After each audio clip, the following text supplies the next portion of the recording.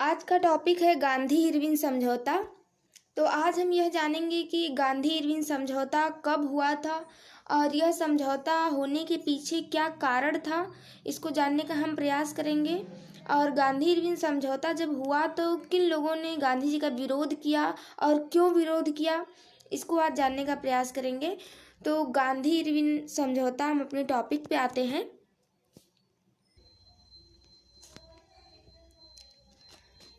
1930 में सविनय अवज्ञा आंदोलन चल रहा था, प्रारंभ हुआ था। और 1931 में 1931 में सेकेंड गोलमेज सम्मेलन होता है और 1930 में ही प्रथम गोलमेज सम्मेलन हुआ था। जो सम्मेलन, प्रथम गोल सम्मेलन जो हुआ था वो असफल हो गया था और सविनय अवज्ञा आंदोलन अपने चरम पे था, लेकिन शांतिपूर्ण आंदोलन होने के कारण इसे लगातार चलाया नहीं जा सकता था, क्योंकि ये शांतिपूर्ण था, अहिंसा पे आधारित था, इसमें हिंसा नहीं थी। तो शांतिपूर्ण आंदोलन बहुत लंबे समय तक नहीं चलाया जा सकता।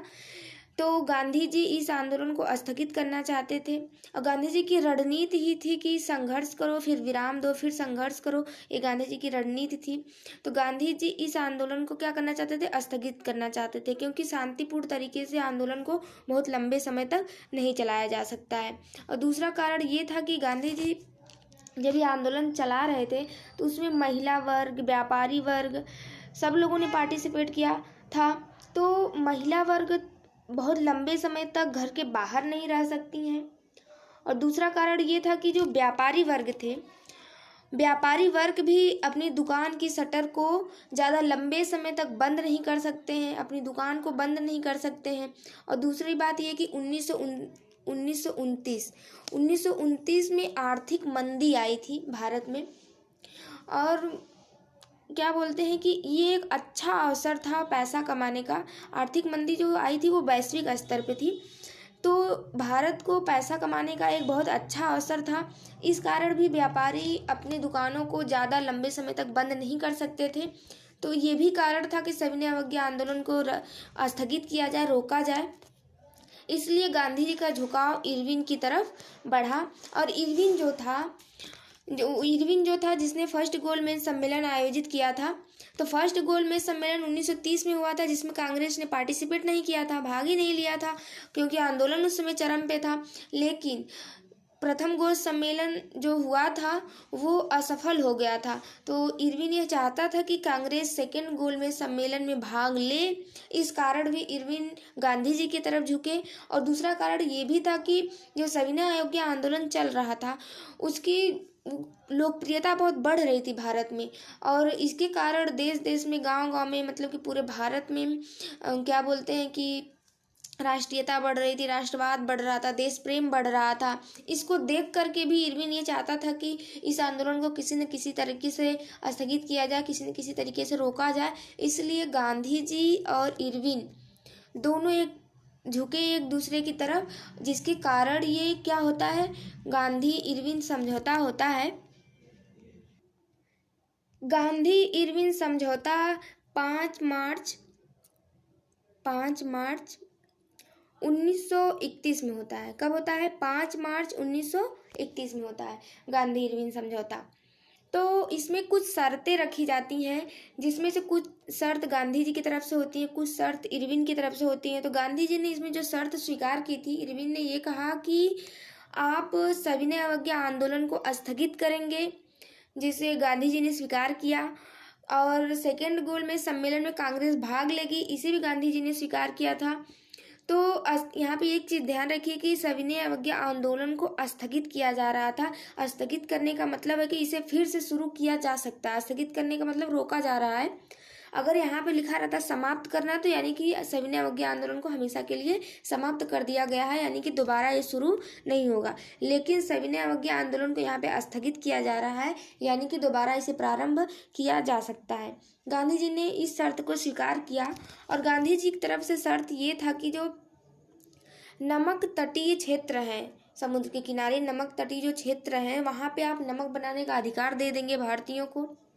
और शराब व विदेशी वस्तुओं की दुकानों पर धरना देने का आप क्या दे देंगे? अधिकार दे देंगे भारत की जनता को। और गांधी जी ने ये कहा कि जिन जमींदारों की जमींदारियां जब्त कर ली गई थी उनको भी वापस करने का आप वचन दें तो हम इस आंदोलन को क्या करेंगे, स्थगित करेंगे। तो ये गांधी जी की तरफ से जो शर्त थी जिसे इरविन ने माना, और इरविन की जो शर्त थी इसे गांधी जी ने माना। इस तरीके से हमारा गांधी इरविन पैक्ट हुआ था 9 मार्च 1931 में। और ये जो पैक्ट हुआ था ये सिर्फ गांधी और इरविन के बीच में हुआ था। किसी को ये पता नहीं था कि गांधी और इरविन समझौता होने वाला है या फिर हुआ है। और गांधी जी ने कुछ और भी शर्तें रखी थी, जैसे कि जो लोग नौकरी छोड़ चुके थे, क्योंकि बहिष्कार आंदोलन था, लोग सरकारी नौकरियों का बहिष्कार कर रहे थे, तो जो लोग नौकरी छोड़ चुके थे उनको फिर से नौकरी पर रख लिया जाए, ये भी आप हमको वचन दीजिए। और जिन राजनीतिक कैदियों पर हिंसा भड़काने का आरोप लगाकर उनको कैद कर लिया गया है उनको रिहा करने का हम मतलब कि हमें वचन दीजिए। और इन सबको इरविन ने स्वीकार भी किया। और ये समझौता गांधी और इरविन के बीच में हुआ था और किसी के कोई नहीं जानता था, किसी के बीच में नहीं हुआ था।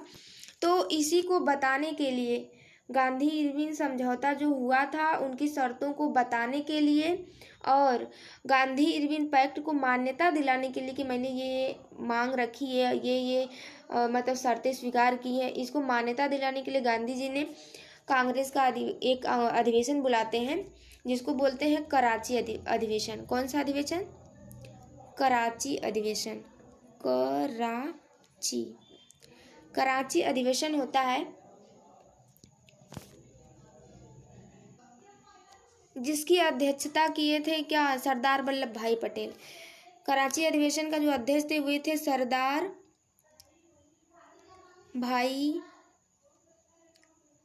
भाई वल्लभ पटेल। गांधी जी ने ये पैक्ट मतलब किया था, कांग्रेस को नहीं बताया था, इसलिए गांधी जी ने कहा कि मैं सेकेंड गोलमेज सम्मेलन में जाऊंगा। इसलिए कांग्रेस का अधिवेशन जो दिसंबर में होता है, कांग्रेस का अधिवेशन हर वर्ष होता है, वर्षीय अधिवेशन होता है और दिसंबर में होता था। तो गांधी जी ने कहा कि जो कांग्रेस का अधिवेशन दिसंबर में होता था उसको पहले बुलाइए। इसलिए कांग्रेस का जो ये सम्मेलन हुआ उसको पहले बुलाया गया था। इसी अधिवेशन को हम कराची अधिवेशन कहते हैं। यह अधिवेशन जो कराची अधिवेशन हुआ था ये हुआ था 29 मार्च 1931 में। कब हुआ था? 29 मार्च 1931 में कराची अधिवेशन हुआ था जिसके अध्यक्ष सरदार वल्लभ भाई पटेल को बनाया गया था। और एक चीज़ ध्यान रखिए कि इस अधिवेशन के दौरान जो कराची में हुआ था इसमें गांधी जी का बहुत ज़्यादा विरोध किया गया था। और अधिवेशन जब हो रहा था तो गांधी जी इसमें भाग लेने के लिए जहाँ जहाँ से गुजरे वहाँ पे गांधी जी को काले झंडे दिखाए गए, इनका विरोध किया गया। इसका रीज़न ये था गांधी जी को क्यों काले झंडे दिखाए गए, क्यों उनका विरोध किया गया। इसका रीज़न ये था कि जो इरविन समझौता हुआ था वो कब हुआ था? 5 मार्च को। कब हुआ था? 5 मार्च को।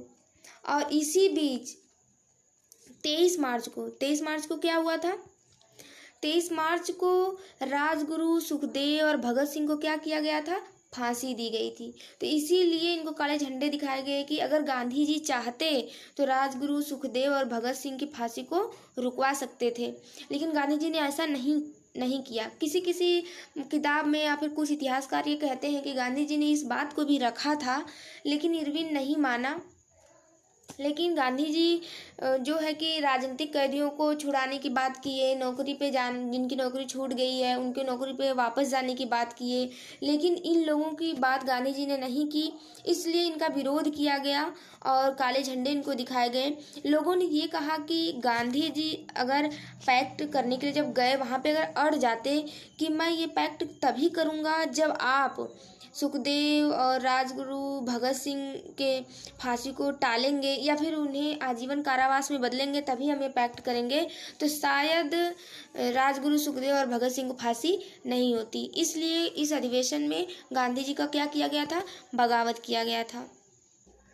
और गांधी जी ने ये कराची अधिवेशन जो वक्त से पहले बुला लिया था इसका एक यही कारण था कि जो गांधी जी इरविन और समझौता हुआ था, गांधी इरविन पैक्ट जो समझौता हुआ था उसको मान्यता दिलाना चाहते थे कि मैंने ये मांग की है, आप लोग मान जाइए। और कांग्रेस को यह बताना चाहते थे कि वे सेकेंड गोलमेज सम्मेलन में क्या करेंगे, पार्टिसिपेट करेंगे, और जो सविनय अवज्ञा आंदोलन चल रहा है उसको हम स्थगित करेंगे।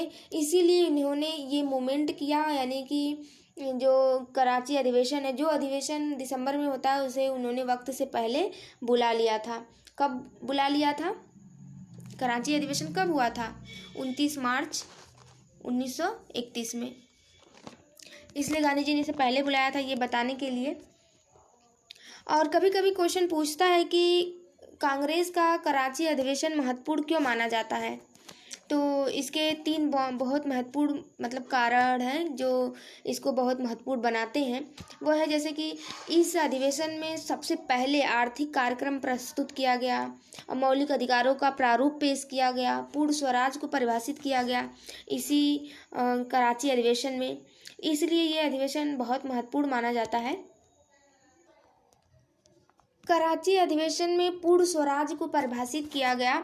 यहाँ पे पूर्ण स्वराज का मतलब ये है कि जब क्या बोलते हैं कि स्वराज की मांग तो 1930 में भी की गई थी। 1929 का जो अधिवेशन हुआ था, जिसका क्या बोलते हैं अध्यक्षता पंडित जवाहरलाल नेहरू ने की थी, और 1930 से हम लोग स्वतंत्रता दिवस भी मनाना प्रारंभ कर दिए थे 26 जनवरी को।